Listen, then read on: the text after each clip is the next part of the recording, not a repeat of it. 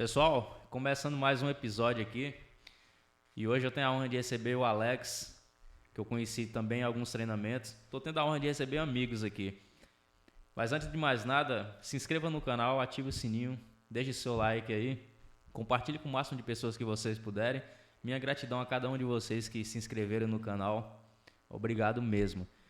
Hoje eu vou bater um papo aqui com meu amigo Alex e ele vai contar um pouco da sua história, da onde ele veio, os caminhos que ele percorreu e aonde ele quer chegar, quais são os seus projetos futuros, beleza? Alex, bem-vindo, cara. Obrigado pela Valeu, presença. Lismar. Obrigado, viu? Cara, me conta de onde você veio mesmo. Sou daqui da cidade de Jundiaí. Nasci aqui na cidade de Jundiaí, cidade cresci. top. Morei um tempo, por um ano, morei em Piracicaba, mas a maior parte da minha vida é em Jundiaí. Jundiaí, certo. Mas família mais simples, família bem estruturada, como é que era esse Sim, processo? eu cresci tive uma origem bem simples, bem humilde, né? Meu pai é metalúrgico, minha mãe, ela sempre trabalhou com diversas coisas, diarista. Ela, aquela mulher batalhadora, a brasileira, né? A mãe que leva as coisas para casa. Faz tudo o que pode para ajudar, né? E tive essa educação, essa origem simples, né? De pais trabalhadores, bastante batalhadores. E quais os ensinamentos assim que você teve na sua infância que você consegue levar para a vida assim? Cara, uma coisa que eu aprendi muito com os meus pais é honestidade, integridade, é você também é a questão do trabalho, né? Trabalhar que para conseguir as coisas precisa ter um esforço.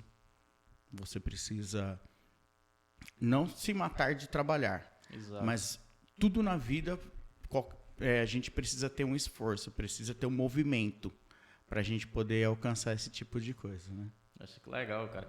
E você faz o que hoje assim? Qual a sua profissão? Legal. Hoje eu atuo em uma empresa em Jundiaí, né? Também sou empreendedor. Legal. A minha esposa e eu, nós temos um negócio. E aí ainda a gente tem tempo aí para dar palestra e fazer outras coisas aí no decorrer do tempo. Tá começando ou já tem algum tempo que você tá no ramo de palestra? Primeiro assim, o que se deu? Você trabalha, a sua palestra é em que área? Tá, minha palestra ela é na parte de desenvolvimento humano, mas eu abordo um dos temas é a questão de depressão, suicídio, de lidar com inteligência emocional sobre a questão da depressão. Depressão, que hoje é um tema que, principalmente depois da pandemia, né? A gente tem um dado importante aí, né? Que a cada 40 minutos uma pessoa morre no mundo, se mata no mundo a cada 40 minutos. E se a gente for analisar, isso é grave. E aí, se a gente passar esse dado, a gente fala, nossa, nós estamos em 8 bilhões de pessoas. Só que se a gente trouxer esse dado para a nossa região, a cada 2 dias uma pessoa se suicida. Então, é um número bem significativo, né? É uma coisa bem grave que acontece, né? E muitas vezes a pessoa não tem nem ajuda, né? Por isso que a palestra sua nesse sentido deve ajudar bastante pessoas, né? Sim, o que acontece? A maioria das vezes, a pessoa ela acha que está tudo bem, tudo, mas ela não está bem e as pessoas que convivem com ela não percebem que ela não está bem. Há casos que sim, dá para você perceber que a pessoa ela está bem.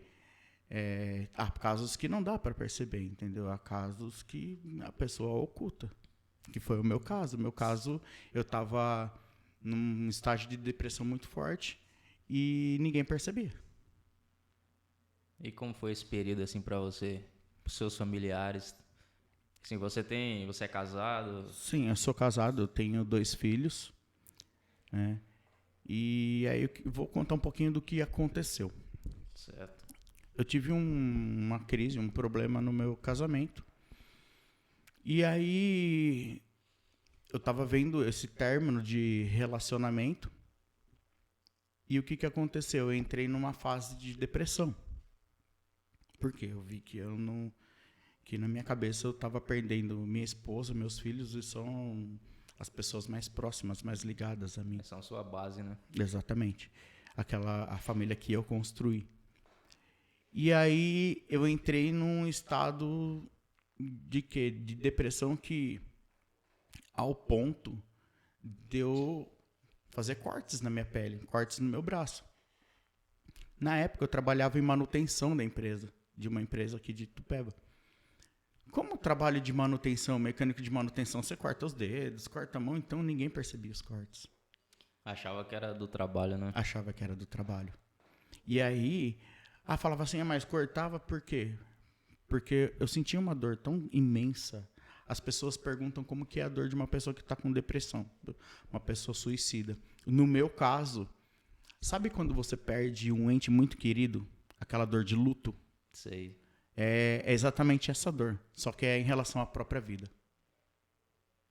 É em relação à própria vida. E aí, a dor era muito grande que quando eu cortava, eu sentia prazer, cara. Parecia que toda aquela dor que eu estava sentindo na alma extravasava quando eu fazia as mutilações. Só que como eu trabalhava em manutenção, ninguém percebia. Ninguém percebia. E aí foi no dia 14 de abril de 2018. Eu tinha levado os meus filhos na casa da minha mãe e estava meio que premeditado o negócio. Eu levei os meus filhos na casa da minha mãe para eles passarem o final de semana na casa delas, que eles queriam ir para lá. E aí minha esposa ela tinha um seminário em São Paulo. Eu levei minha esposa até encontrar o pessoal do curso que ela estava fazendo e voltei para casa. Eu faço a barba com navalha. Cara, parecia um ritual. Eu cortei a lâmina nova, coloquei na navalha, fui pro meu quarto, escrevi uma carta de despedida. Liguei o notebook e começou a tocar música no YouTube. Eu já sabia onde eu ia cortar. Eu tinha o lugar certo que eu ia cortar, que não... eu vou cortar aqui em tal lugar porque o meu sangramento vai ser rápido e não vai aparecer no velório. Olha como que vai a cabeça da gente. Não, já estava certo. Os detalhes para já acabar rápido. Executando de uma forma que ia acabar com a minha vida de forma rápida. E aí, cara, durante todo esse período de depressão, eu questionava muito a Deus sobre alguns pontos. Nunca deixei de acreditar em Deus, mas eu questionava Deus em alguns pontos. Então, e aí o que aconteceu? Eu estava fazendo questionamento para Deus, alguns questionamentos. Não deixei de acreditar em Deus, mas eu tinha algumas dúvidas na minha cabeça.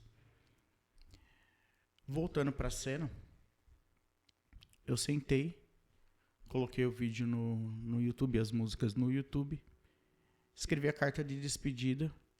Na hora que eu peguei a navalha para fazer o que eu ia fazer, do nada entra uma pregação de um cara comparando o livro de Gênesis, que é o primeiro livro da Bíblia, com a teoria do Big Bang. E aí ele começa, Gênesis capítulo 1, a terra era sem forma e vazia. E aí ele, teoria do Big Bang, tal. Gênesis capítulo 2, aconteceu isso, teoria do Big Bang, tal. E foi explicando passo a passo o que foi desde a criação do mundo na Bíblia e o que aconteceu cientificamente falando. Quando eu dei conta, eu estava joelhado no chão chorando e numa situação, já tinha largado a navalha. Quando eu voltei, eu já estava nessa situação. Foi um encontro com Deus, né? E um forte impacto emocional, muito grande, que fez virar a chave. Aí eu falei, cara, eu preciso mudar as coisas que eu coloco na minha mente.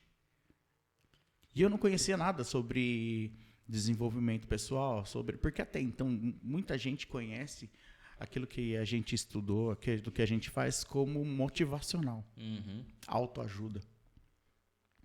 E não deixa de ser autoajuda. Mas aí eu fui aprender o que era inteligência emocional. E aí eu comecei a seguir um treinador que a gente tem aqui no Brasil. E aí comecei a ver as coisas que ele postava, Ele se aproxima bastante assim, do Tony Robbins. E aí fui vendo as coisas que ele postava e comecei a me alimentar daquilo lá. E assistia dia e noite os vídeos do cara. E aí, passado um tempo, eu saí dessa empresa que eu estava e surgiu uma vaga de emprego para mim e eu fui fazer o meu primeiro curso.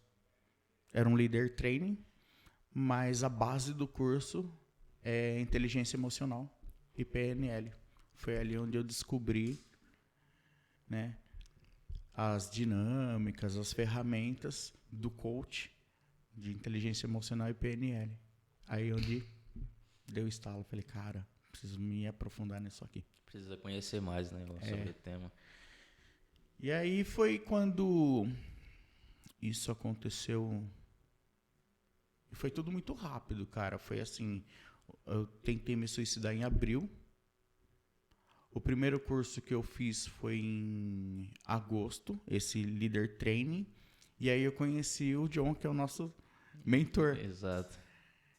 E aí ele foi dar uma palestra na cidade. E eu falei, cara, tô tendo essa oportunidade aqui na cidade e eu vou pra cima. Aí daí pra frente, meu amigo, só foi coisas boas acontecendo. Que aí fui pra primeira imersão, né? Que é o desperta, que é o de entrada. E aí ali já descobri um monte de coisas. E aí fui pra outra imersão e aí descobri mais um monte de coisa. E até que eu descobri da onde que surgiu essa minha crença sobre suicídio. Em uma das imersões que a gente fez, você estava junto ainda nessa imersão? Foi aonde? Lá na Colônia, lá o Voo da Águia. Ah, foi. Ah, eu tava assim. E aí, numa das ferramentas que o John aplicou, eu consegui descobrir a causa de tudo isso. E aí, eu me recordei que não foi a primeira tentativa de suicídio minha. Então, eu descobri que eu tinha cometido isso mais vezes. E que a primeira vez foi aos 5 anos de idade. E como que isso surgiu? Os meus pais, quando eles discutiam, quando eu era criança, algumas vezes eu vi o meu pai falando assim, eu vou me matar, e saía com o carro de casa. E aí eu lembro de ter visto a minha mãe, quando tinha discussão, ela saía de casa e falava, eu vou acabar com a minha vida. E aí, isso gerou uma crença na minha cabeça, que todo final de relacionamento teria que terminar em morte. E aí, uma vez, eu acho que eu tinha uns 5 anos de idade, aproximadamente, eu lembro que numa discussão dos meus pais, eu fui na cozinha, catei uma faca e coloquei a faca na minha jugular. Olha só, 5 anos de idade. 5 anos de idade. E aí, eu lembro que minha mãe catou da minha mão, chorando, e teve uma confusão lá, enfim. Beleza. Passou. E aí eu consegui descobrir quando foi o segundo episódio. O segundo episódio eu tinha 19 anos. E aí eu terminei um relacionamento, né? Acabou um relacionamento que eu tinha. E aí eu ia tomar veneno. Aquele veneninho preto. Eu ia tomar aquele veneno lá. E aí, graças à intervenção da minha mãe, eu não tomei. Quer dizer, já foi uma segunda tentativa. Segunda tentativa, criança ainda, né? Com 19 anos. A segunda foi com 19. Primeira com 5, a segunda com 19. E a terceira, que foi a pior, foi em 2018. E aí, o que eu tive que fazer? graças a essa imersão, a esse curso que a gente fez, eu consegui ressignificar tudo isso. Descobrir a origem e consegui ressignificar tudo isso. Pelo que você estava me contando aí, o quão importante é a inteligência emocional na vida de alguém, né? Às vezes você não sabe por que não prospera, porque seu relacionamento tá ruim, ou porque não só relacionamento de casal, mas pai, mãe, filhos, e muitas vezes vem da infância, né? É muito importante também essa questão familiar, de como os pais lidam com a relação na frente dos filhos, né? Como ele trata não só seus parceiros, mas também os filhos, né? Porque é uma crença que surgiu criança e talvez não foi intencional dele, né? Tipo, era a vida que ele tinha, era a forma como ele lidava com os problemas. Pessoas Só que isso acabou afetando o filho, né? Você tem mais irmãos? Tenho uma irmã. É o que eu ia falar. Pessoas machucadas machucam pessoas. E às vezes nem percebe, né? Não percebe. E, assim, uma coisa que depois que eu comecei a fazer os treinamentos, eu comecei a entender. Falei, caramba, para acontecer isso, eles estavam machucados. Eles tinham uma ferida deles. Só que, é que nem você falou, de repente, é uma forma inconsciente deles externarem aquela dor que eles sentiram no período da infância. Que nem você estava falando da questão da criança de 5 anos de idade. As pessoas subestimam muito as crianças. Ah, mas ele não entende. Aí ele... Cara, e é onde está sendo formado, né? É porque na infância as coisas entram sem filtro, né? Tudo que vai acontecendo vai passando sem filtro. Depois que a pessoa se torna adulto, pode surgir novas crenças, mas tem mais filtro, né? Exatamente. Na infância não tem muito isso. Tudo que vai, a criança absorve. É uma esponja limpa, né? Exato. É uma esponja limpa. Se você pegar uma esponja nova, limpa, e você mergulhar essa esponja na água limpa, ela vai ficar cheia de água limpa. Se você pegar essa esponja nova, limpa, e mergulhar lá no barro, ela vai se encher de barro. Uhum. É importante falar também que a gente tá falando de crença, não tem nada a ver com religião, nada. É uma questão assim... Por exemplo, imagina que a esposa pega seu marido com sua melhor amiga na cama. Vai ter um forte impacto emocional, né? Correto? Exatamente. E aí, depois disso pode surgir várias crenças. Por exemplo, que eu não confio mais em amiga nenhuma presta, homem nenhum presta. A gente vai absorvendo tudo aquilo que...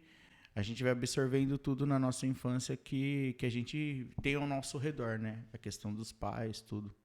Com certeza. E aí... É a questão também, né, que eu falo, né? Eu fiquei 22 anos atuando dentro da igreja. E aí esse período, não que não me ajudou bastante. Mas tem assuntos que a gente consegue resolver dentro da igreja, tem assuntos que consegue resolver fora. As pessoas falam, mas como que você participando da igreja, você vai tentar suicídio, isso, aquilo? Nem tudo é espiritual. Nem tudo é espiritual. Eu precisei participar de uma imersão, precisei passar de um treinamento para resolver uma coisa que estava instalada lá no meu drive mental lá, né? Eu acredito que Deus usa pessoas para poder curar outras pessoas. Senão não tinha necessidade de ter médico. Com certeza. Senão não ia ter necessidade de ter médico. Então, nem tudo se resolve na questão espiritual. Isso aí são coisas que precisam ser resolvidas com profissionais, né? Que nem a gente participou de imersões, tudo, né? Ter auxílio de psicólogo, de algum terapeuta, mas também tem esse caminho que eu escolhi e que a gente conhece, que é a questão dos cursos, dos treinamentos de inteligência emocional, né? E isso foi muito de grande avalia para mim. E aí, durante esse período dos cursos, a gente fica se questionando, né? Qual que é o nosso propósito de vida? Meu propósito é ajudar pessoas. É o que a gente fica mentalizando, né? Meu propósito é ajudar as pessoas. Tá, só que eu sou uma pessoa que questiona muito. Tá, meu propósito é ajudar pessoas, mas como? Como que eu vou fazer isso? Como que eu vou atingir as pessoas? Qual vai ser a minha mensagem? De que forma que eu posso contribuir com aquilo que eu tenho para as pessoas? E aí, num curso que a gente fez, eu me reconectei e aí eu falei, caramba, é a minha história. Você pode mostrar que tem pessoas passando por isso, mas e aí com a sua história é uma luz para elas, né? Sim, e aí eu, usando a minha história, que você falou, mostrar para as pessoas que tem saída, que a depressão tem saída, que o suicídio tem saída, tem um caminho, que tem como sair desse lugar e viver uma nova vida, né? E por isso que eu decidi também dar palestras. O que acontece? Como eu disse, eu sempre atuei na igreja e aí a palestra eu dou fora da igreja. Se pede para eu dar palestra na igreja, eu também vou. Mas assim, quem vai para a igreja vai na intenção de buscar ajuda. Já está predisposto a ouvir, a receber as coisas que a gente fala. Agora, se eu vou dar palestra numa empresa, a pessoa não está preparada para ouvir aquilo lá. Se eu vou dar palestra numa escola, o aluno não está preparado para ouvir aquilo lá. Se eu vou dar palestra num outro ambiente, a pessoa não está preparada para ouvir aquilo lá. E aí o que acontece? A mensagem ela vem e causa um impacto emocional na pessoa. Exato, porque assim, essa palestra sua não é para só quem vai para a igreja, não é uma coisa específica. Não. Abrange todo mundo. Exatamente. E conversando com uma terapeuta, num dos cursos que a gente fez em Campinas, ela trata com pacientes, né? Faz terapia de casal. E ela falou que o número de pessoas que suicidam em final de relacionamento é gigante. Falei, caramba, velho. Então, quer dizer, é mais um nicho que eu posso estar ajudando as pessoas, né? É como eu disse, a cada 40 minutos, uma pessoa se mata. No mundo, somos 8 bilhões. Mas na nossa região, se a gente trouxer para a nossa região, para a nossa cidade, não na nossa cidade, mas na nossa região que a gente vive aqui, a região de Jundiaí, a cada 2 dias uma pessoa se mata e isso é um número bem alto. Isso eu acredito que vai ser, que está sendo, né, importante essa palestra sua, para mostrar para as pessoas realmente que tem saída, que por mais que a situação esteja difícil, por mais momento difícil que a pessoa esteja passando, que tem uma saída, né? Realmente tem uma luz no fim do túnel, né? Sim, é legal. Que nem a gente já conversou nos períodos que a gente teve junto, que a gente acaba atraindo, né? Parece que a gente acaba atraindo as pessoas. Mesmo fora da palestra, as pessoas elas me procuram.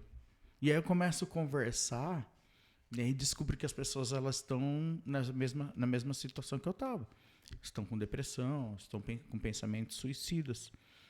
E aí eu pude ajudar algumas pessoas, né, que saíram, que já não pensam mais em suicidar, né, ou tem esse sentimento menor. Porque eu vou falar para você, Lismar, não é um interruptor que você desliga como a lâmpada. Tá? Às vezes fala assim, mas você tentou se suicidar e você está curado. A questão da depressão e de quem é suicida é todo dia, tá? Vai ter dia que você vai estar bem, vai ter dia que você vai estar para baixo, só que a gente precisa fazer o quê? Cuidar de quando desce. E é preciso levantar. E para eu chegar nesse ponto que hoje eu posso falar assim mais tranquilo sobre essa questão do suicídio, Eu treino o tempo todo a minha mente. É todo um processo, né? É tudo um processo. Porque assim, a gente... Sabe aquela história de tudo que a gente foca expande? Por exemplo, você quer comprar um carro de forma mágica, quando você sai na rua, você só vê aquele carro. Quando você escolhe um modelo, parece que só tem aquele carro. Só tem aquele carro na rua.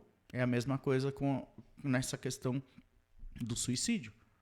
Se eu ficar consumindo conteúdo, música, que me leva para baixo, não só música, mas vídeos, outras coisas, eu vou descer mais.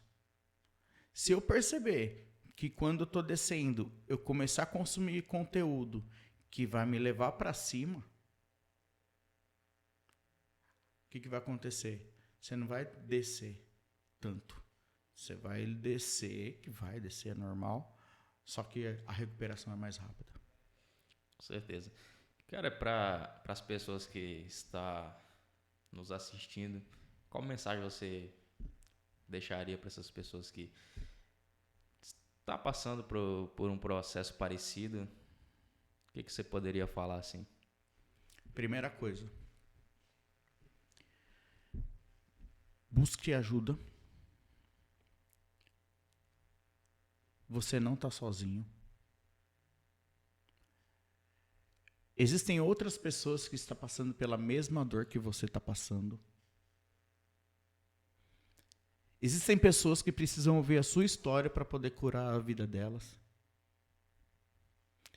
E o meu slogan, vamos dizer assim, a frase que eu uso desde desse dia que aconteceu esse fato. Acredite, você já nasceu um vencedor. Por que eu falo acredite, você já nasceu um vencedor? A gente venceu uma corrida de 300 milhões de espermatozoides. A maior corrida que a maior disputa que a gente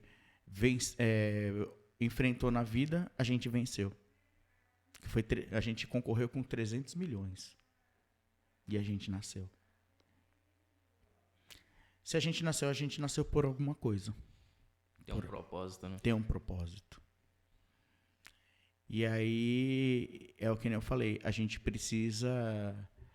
O nosso propósito, ele tá ligado à nossa história.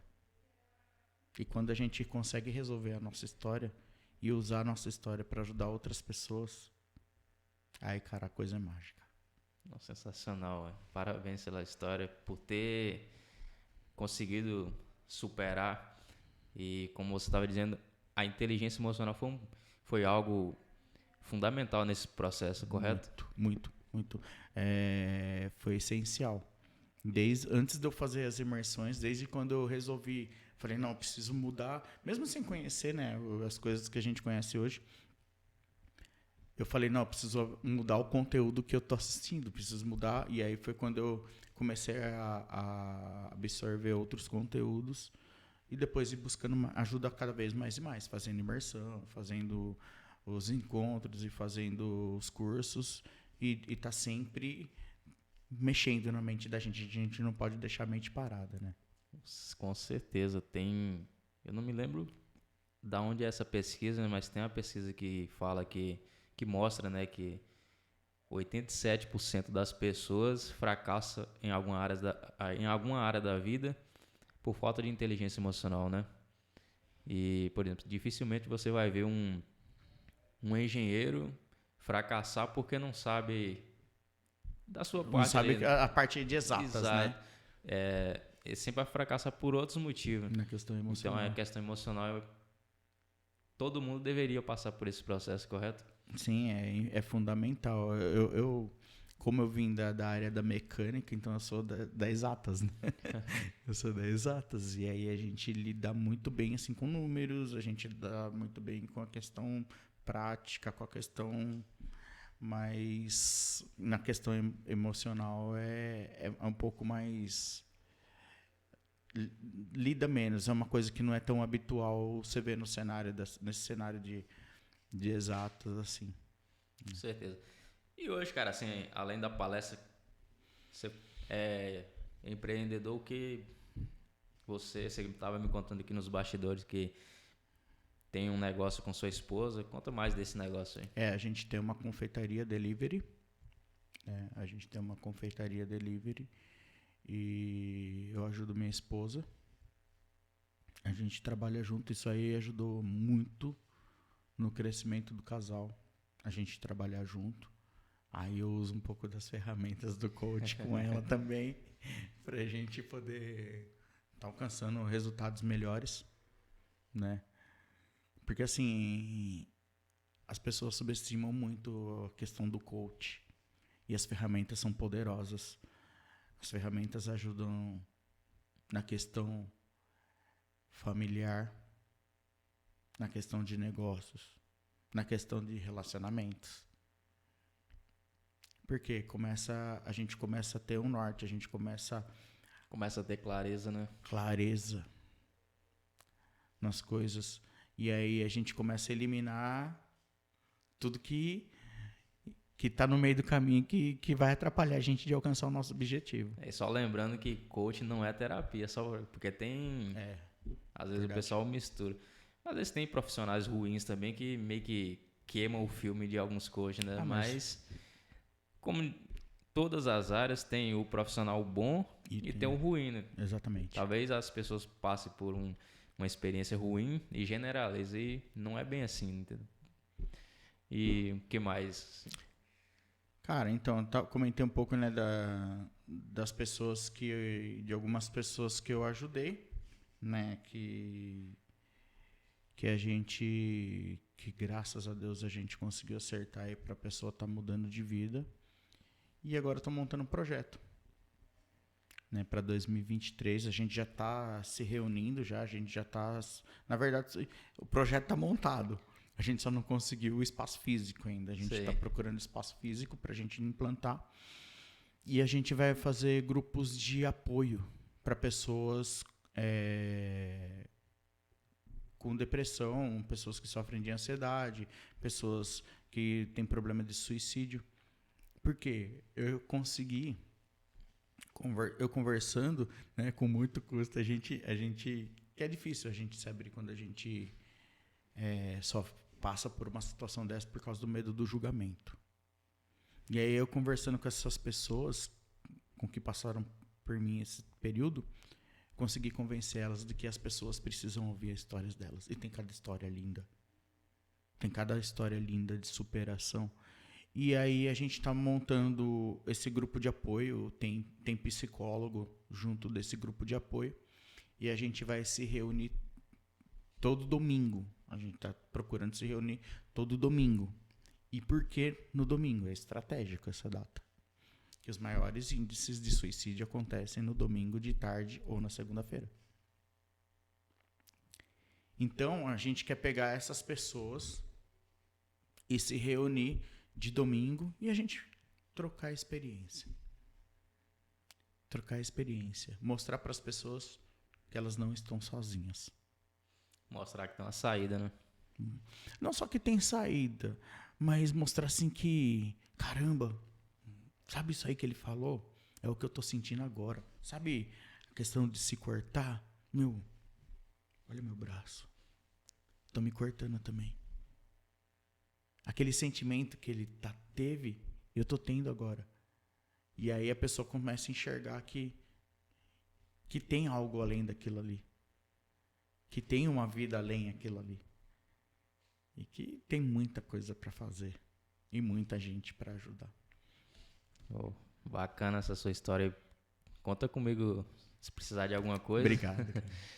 Cara, do seu hobby, assim, o que você gosta de fazer mesmo, assim, que te deixa... Cara, que nem eu falei, eu sou... Que eu falei que eu participei 22, 23 anos de forma bem ativa dentro da igreja. Eu sempre fui músico, né? Eu era baterista, aí depois eu fui cantar na igreja. Mas, cara, uma coisa que eu, sempre que eu posso, sempre que dá um tempinho, eu vou lá, cato meu violão. Cara, acho que é minha válvula de descarga. É uma coisa que me ajudou muito também nesse processo de recuperação. É entrar lá no quarto. Às vezes, que a gente tem aquele momento, às vezes, que a gente quer ficar sozinho, né? Uhum.